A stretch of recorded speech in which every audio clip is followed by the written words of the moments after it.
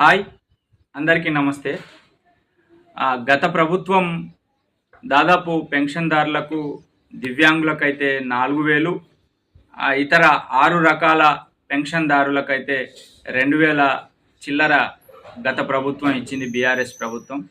అయితే ఆనాడు ఎన్నికల ముందు అన్ని ప్రభుత్వాలు పెన్షన్లు పెంచుతామని చెప్పాయి. దాంతోపాటు కాంగ్రెస్ ప్రభుత్వం కూడా పెన్షన్ పెంచి ఇవ్వడం జరుగుతుందని చెప్పింది.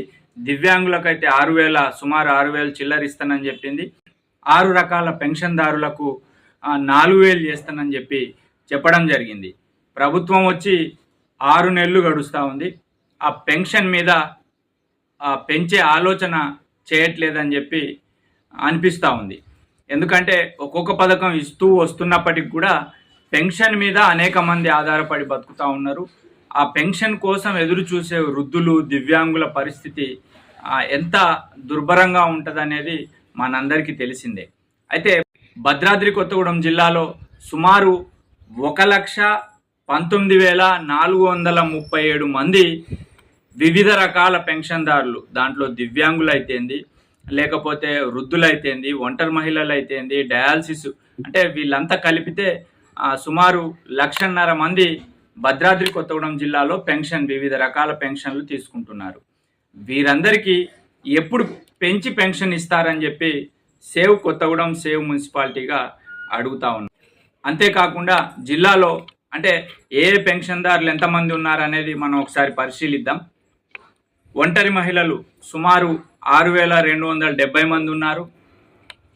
దివ్యాంగులు 13,700 సుమారు ఉన్నారు. డయాలసిస్ పేషెంట్లు 177 మంది సుమారు ఉన్నారు. చేనేత కార్మికుల పెన్షన్దారులు 47 మంది దాకా సుమారు ఉన్నారు. బీడీ కార్మికులకు సంబంధించిన పెన్షన్దారులు 4 ఉన్నారు. గీతా కార్మికులకు సంబంధించి 146 మంది సుమారు ఉన్నారు. దీంట్లో వృద్ధులు 46,000 మంది సుమారు ఉన్నారు. వితంతువులు ఒంటరి మహిళలు వీరు సుమారు 51,000 మంది ఉన్నారు. హెచ్ఐవి ఇతర పేషెంట్లంతా సుమారు 1,250 దాకా ఉన్నారు.